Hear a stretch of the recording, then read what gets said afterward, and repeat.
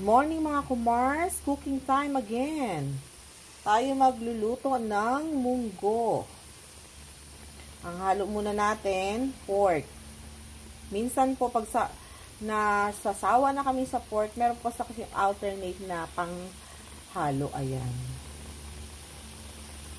Frozen yung ating pork. Kaya nilagyan ko ng tubig. Kasi po, pag tubig ang ilalagay nyo, wag po mantika. Para naluluto na rin yung inyong baboy. So, ayan. Ganyan lang. Bukod sa yung nadi-defrost na rin siya, lalambot na rin ang inyong baboy. Maluluto na. Ayan. Munggo day tayo. Munggo day. Maganda yung munggo, mga kumars, kasi good source of protein. Kaya kahit konting meat lang pwede na. Okay? Hindi nyo kailangan ng madaming meat. Diba mga kumars, sumukulo na. So, madali lang. Ayan.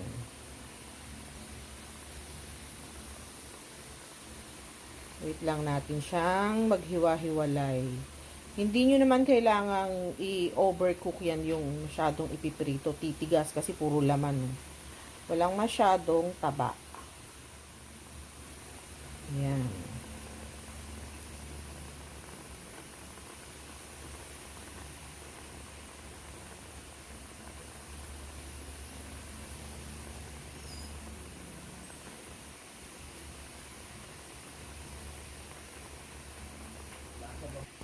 Ayan mga kumars, medyo natuyuan na yung ating baboy na may konting tubig. So, pinalambot ko lang yan, kaya ako nilagyan ng tubig. Lalagyan naman natin siya ng konting oil lang. Puro laman itong aking pork na panghalo. So, nilagyan natin ng konting oil. Mantika, konti lang. Kaya ko siya nilagyan ng tubig. Ang purpose ko lang po doon, para lumambot yung pork natin, yung ating baboy. Pag yan po kasi puro laman Pag po yan inyo agad pinirito, matigas. Lalo na kung ang karne na nabili nyo ay napakatigas. Kaya kung matigas man yan o malambot, atin na lang nilaga sa tubig. Pinalambot muna ng konti bago natin igisa. Hindi naman natin to kailangang iprito ng husto or igisa ng husto kasi nilaga ko na po siya, no? At saka kasi puro laman. Maganda rin po talaga, may mga konting taba, kaya lang may mga hypertension kami rito, hindi kami masyado sa mga fatty. Ayaw namin yung mga fatty food kasi lalo yung mga greasy, hindi kami masyado, ayaw namin. Ayan po yung ating munggo. Napalambot ko na po yan.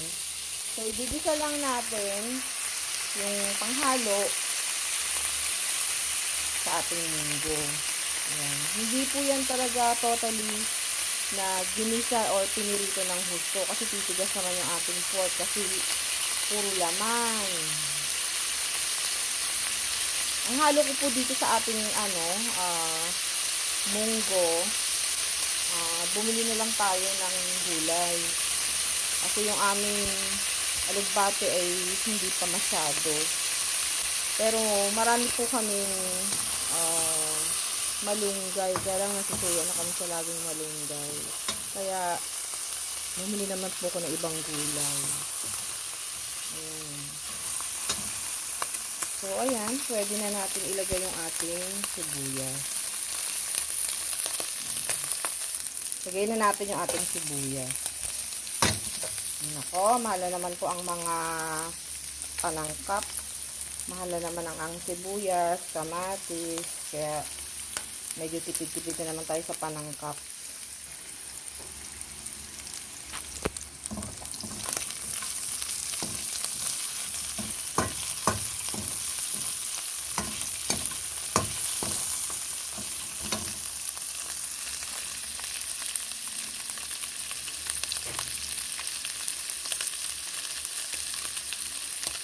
Munggo day, munggo day. Alam niyo sa munggo, kahit na ano pong halo yung gulay dyan pwede. talbos ng kamote, pwede. Dahon ng ampalaya, pwede. Alugbati, pwede. Malunggay, pwede. Bunga ng ampalaya, pwede. Kahit nga yung talbos ng sayote, pwede. Kung anong bet yung mga dahon-dahon or gulay na ihalo sa munggo, pwede po. Kahit anong gusto nyong ihalo dyan, pwede. Okay? Universal yung ating munggo, no? Kahit ano pwede. Lagay naman na natin yung ating bawang. Yan. Ayan mga kumars, nagisa na natin yung ating pork, bawang, sibuyas. Pwede na nating isalin sa ating munggo yan. Okay. Bubuksan muna natin itong ating munggo na isalang. Nalapot yung ating munggo.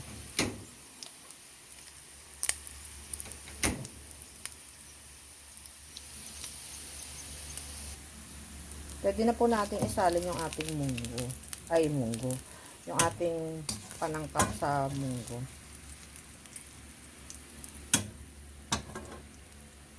Ayan. Ilagay na natin yung ating sangkap sa munggo. Mix lang natin. Gusto ko kasi sa munggo, mga kumars, medyo malapot. Ayoko naman ng pagkalabnaw-labnaw. Mas maganda po yung ganyang malapot. Okay, mga kumars? Ilalagay na naman natin yung ating cubes. Sa cubes po, pwedeng chicken, pwedeng shrimp, pwedeng beef, pork, depende po sa inyong bet. Ayan. Lagyan natin ng chicken cubes. Tapos, for flavoring, gusto ko po dyan patis. Okay? Patis po ang trip ko dyan. Masarap kasi, pagka ganun ang nilalagay. Ayan, mga kumars. O, diba? Kumukulo na. Hindi ko na po yan dadagdagan ng water, ha? Kasi ayaw ko po ng masyadong malabnaw ang munggo. Sa munggo, ang mas masarap po, syempre, yung malapot. Yung parang hindi naman too big, okay? Mga kumars. Mas gusto ko po yung talagang malapot siya. Kasi hindi ko gusto yung yung parang too big. Kasi yan, yung mga nagda-diet, kasi source of protein yan, hindi nyo na kailangan, kahit hindi na kayo magkanin, pwede na po yung munggo lang. O di kung madami kayong nilutong munggo, di yan lang kainin nyo, madaming munggo, okay lang po yan. Kasi, magandang source of protein yan. Kaya, hindi nyo na kailangan kumain ng madaming kanin. Okay, mga kumars? Diba? Pinakulo ko lang po muna ng gusto bago ako mag-add ng patis. Okay mga kumars. Maglalagay naman tayo siling panigang. Oh, yan. Mas masarap po ang flavor kapag may siling panigang or siling haba. Try nyo. Yung karamihan na niluluto ko po, nilalagyan ko talaga ng ganyan. Iba ang flavor. Ibang binibigay niyang flavor. Masarap. Kaya, try nyo. Minsan yung mga lansa ng mga niluluto nyo, natatanggal dyan. Natatanggal. Kaya, try kayong magluto ng ganyan. Diba? Dali lang. Sa palambutin nyo lang yung munggo nyo. Alam nyo, maghapon nyo ng umaga. Umaga kayo magluto, tanghalian, hapunan. Ay nako, even merienda pwede. So, ayan. Naku. Maglagay na tayo ng spinach. Ayan. So, yummy. Spinach po ang napili kong gulay. Walang available sa aming bakuran. So, spinach. Bumili kasi ako kahapon ng spinach. Ayan. Kaya, naisip ko magmunggo. Pag nakita ko ng spinach, isip ko agad munggo. Tignan niyo. Diba? So, yummy yan, mga kumars. So, ayan, luto na. Nako, mabilis lang ito maluto, mga kumars. Pero, titikman muna na natin, ha? Titikman muna natin. Kasi baka mag-add pa ako tayo ng patis. Pero, titikman ko muna. Huwag kayong basta-basta lagay ng lagay, okay? So, mga kumars, nag-add ako ng konting patis ha. Kasi, matabang. Okay, tikman. Wow, sarap! Grabe po ang sarap. Nako, promise. Try nyo po magluto ng munggon. Ang halo ay spinach with siling haba. Ay, nako, promise. Mapapawaw kayo. Yan lang. That's it for today's video. Pa-share naman din yung ating mga uploaded video. Pa-like and subscribe mga kumars. Bye! See you on my next video.